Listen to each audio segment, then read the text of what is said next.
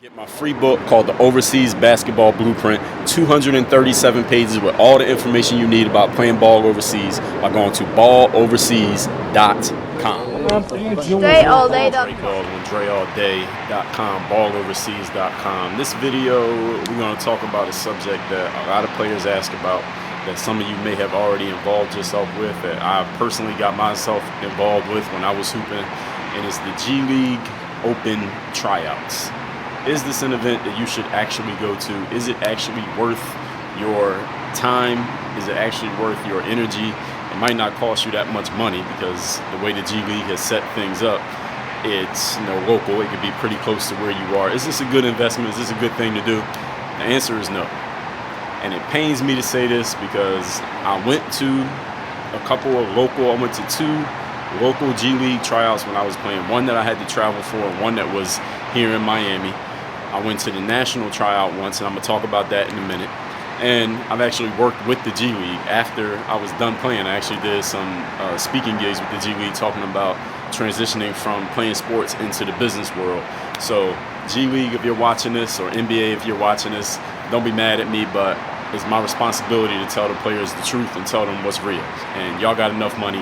Y'all don't need to keep getting these players money knowing that let me get to my point. You'll understand exactly why I'm saying what I'm saying. So here's the thing. When I was playing, I went to, like I said, a couple of local G League tryouts. And you probably already know, if you're watching this video, a G League tryout is going to cost you, what, $150, $200, which is relatively low. That's less than you're going to pay to go to most exposure camps. That's less than you would pay to fly damn near anywhere round trip. So it's a pretty cheap opportunity as far as cost-wise for you to go. And you're trying out for the NBA technically. I mean, it's technically you're trying out for the G League, but the G League is the only way you can try out for the NBA. And this is the way that the G League has been marketing their tryouts for the last decade plus. Hey, you want to try out for the NBA? This is the way to do it. Come to this G League Open tryout. Now, first of all, let me talk about the national tryout, then I'm going to talk about the local tryouts, plural. The national tryout, I think the G League's doing more than one nowadays. I think they're doing two. Last I looked at it, the last I saw, I think they had one that was in Chicago, and they were doing one in LA. I think maybe even had one in New York, but I know they have more than one. I don't know what locations they're having nowadays, but the national tryout, I talked about this in the video where I said the things that I would do if I was playing overseas these days. If I was trying to play overseas, I would still go to the G League national tryout. Here's why I would go to the national tryout. At the national tryout, you have every G League team is represented there. They're all watching. It might even be some people from the NBA, you never know, who are watching. You don't always know who's who there. It's not like the head coach of the team is there. It's not like, who's the head coach of the team? Frank Vogel or Mike Budenholzer or Brett Brown or Greg Popovich is walking around the G League tryout. But it'll be maybe an assistant, maybe it'll be a scout that works for a certain team. And these people, you probably would never recognize them in the street if you saw them. They might be sitting next to you on a plane. You don't even know who that individual is, but they work for an NBA team. So those people are at the National G League tryout. Everybody's there at the same time.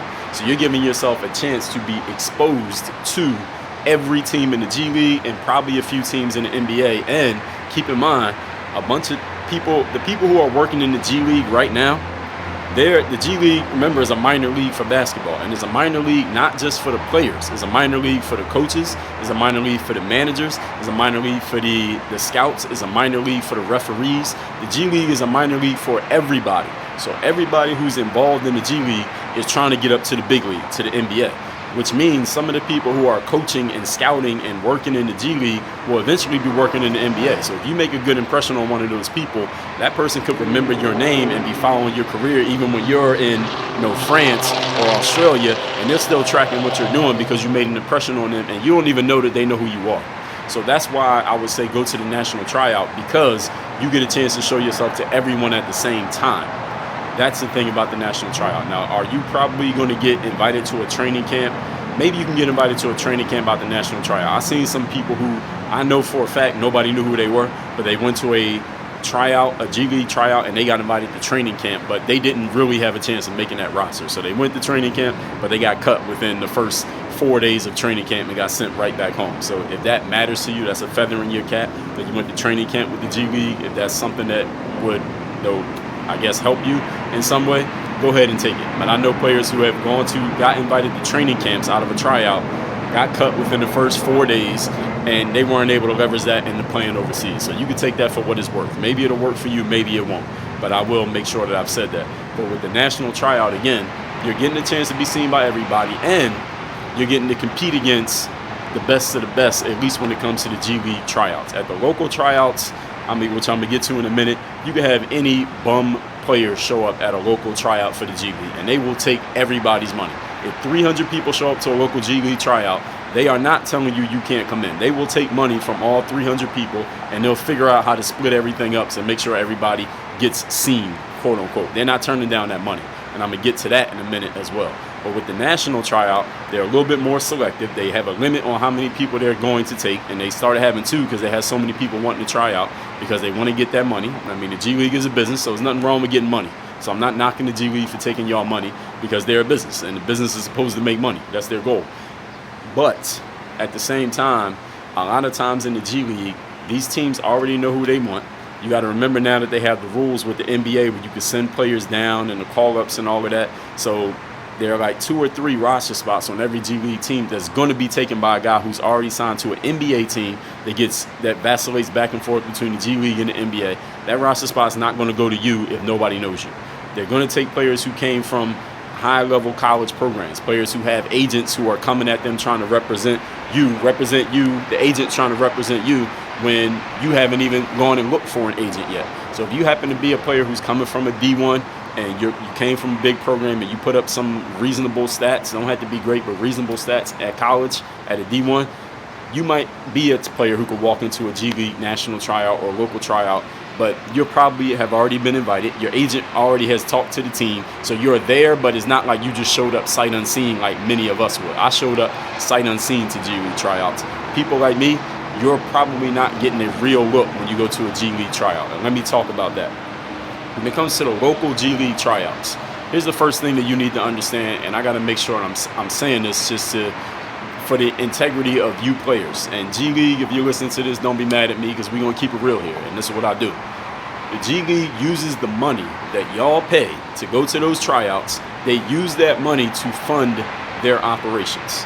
Now, again, I'm not saying this as if it's a bad thing because it's a business. A business is supposed to make money. If they're offering you an opportunity, it's only right that they charge you for it. But they're using that money to fund their operations. I went to a G League tryout once. I'm not going to say what team or where this was at. And I told you I only went to 2 tryouts. So you can kind of maybe figure it out. But I remember I saw the coaches pull up. They was in this little-ass car that was obviously a rental because they weren't from the town that the tryout was at. And there was only 2 people. And the tryout, it was like 200 dudes showed up to try out for the G League. 200 showed up for this tryout. And the way they did it is they split it up because there was so many people. They said, all right, the first 100 guys, y'all going to try out from 9 a.m. to 11. And then from 11 to 1, we're going to have the other 200 guys try out. That's only because they had so many people. And it was 2 people doing the whole thing. It was the head coach and the assistant coach of that team were running the whole thing. Now, how can 2 people watch 100 people going through drills and tryouts all at the same time? Well, that's a trick question because they can't. So you might have did something nice and the coach didn't even see it simply because they was watching this game and seeing this over here and somebody was talking to them over there. They didn't even see the nice thing that you did. And they didn't have anybody filming because there was only 2 people working the whole event. Now, why were there only 2 people working this whole event? It's because the G League doesn't have a lot of money. All right, so even though the G League is a feeder league, so to speak, for the NBA doesn't really put a ton of money into the G League, which is why G League players make these low salaries, while when the NBA put out the 2K League, where the dudes play video games, when they first put out the salaries for the 2K League, the 2K players was making more money than the G League players. And I was like, yo, that's crazy. How you paying more money to the video gamers than the dudes who actually play in the games? And then a week later, the NBA put out a press release, or the G League put out a press release, oh, we're raising the salaries of G League players to be equal to the video game players. So the video game players and the G League players make the same amount of money, which makes no sense to me, but that's a different conversation for a different day. Maybe even not for this channel. I don't even need to talk about that because I don't play video games. But the point is this. G League takes your money, let's say $150, and 100 people show up to that tryout. You could do the math. I'm no mathematician. You could do the math on how much money that is. They use that money to pay themselves, to pay their staff, and to run whatever operations they got to run during the season. You can look up and see how much money you get paid when you play in the G League. The number has risen, I guess you could say, significantly from when they first started. Like 10 years ago, a G League player, they had 3 classes of player. The lowest class of player made like 10 grand the whole season. 10 grand the whole season. Nowadays, that number has come up to a little bit over 20 grand, and it will slowly rise over time. Hopefully, it gets up to a point where the G League could be somewhere that somebody can make a real full-time salary and live in America and support themselves. Right now, it's still not at that level quite yet. All that being said, at a local G League tryout, you do not have a real chance of getting chosen to go to a G League. Maybe you can get into training camp because the team can invite as many people as they want to training camp, but then they're just going to start cutting people. The roster is only going to end up as 10 people. I would say in general, and this is just general numbers here, it could vacillate by team, 7 of those roster spots are already taken by people who were on the team the previous year, or the team had claimed from the previous year they already got a spot. Remember, there's only 10 roster spots in the G League, not 12, not 15, 10. 7 of them is already by players who already had a spot from the previous season.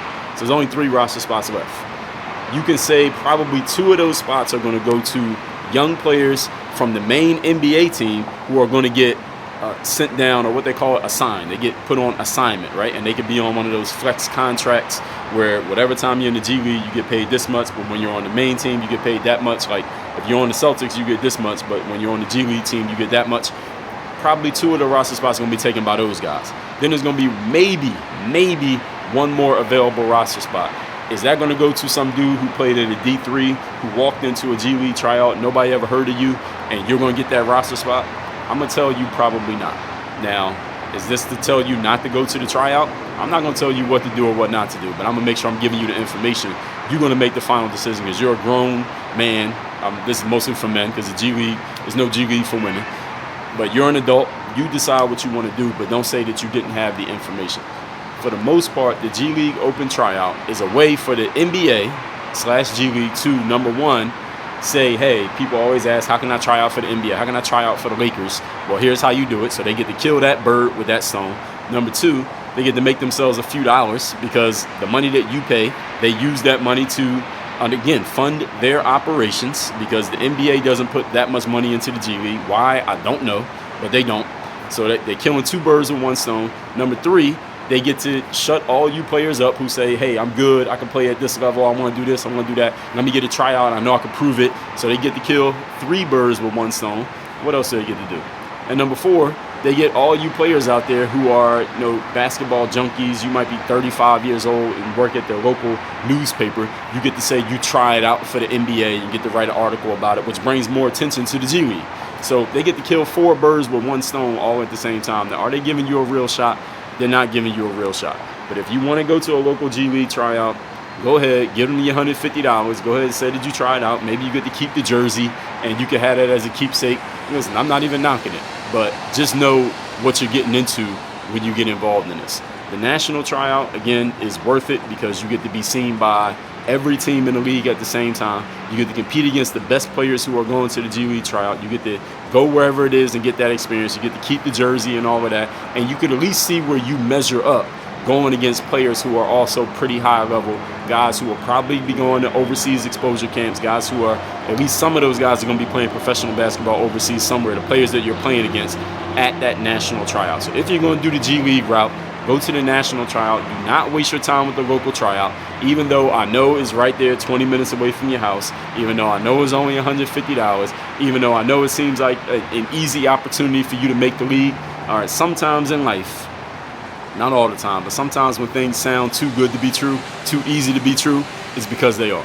So G League, y'all know y'all bullshitting. Stop taking these kids' money and having these local tryouts. Have the national tryout and keep it real with people. Let them know that they don't have a real shot at making the league off going to a local tryout. Stop stealing these kids' money. And those of y'all out there, if you want to give them your money, go ahead, but don't say you were not given the information. Now, I put out a free download called 46 Things You Need to Know before you play professional basketball overseas. It's completely free. You can download it and access it immediately by going to balloverseas.com/46. That's the number 46. I'm going to put it down in the video description. If I didn't remember, just remind me. It's balloverseas.com/46. Get that download immediately right on your phone. Work on your game. Dre all day.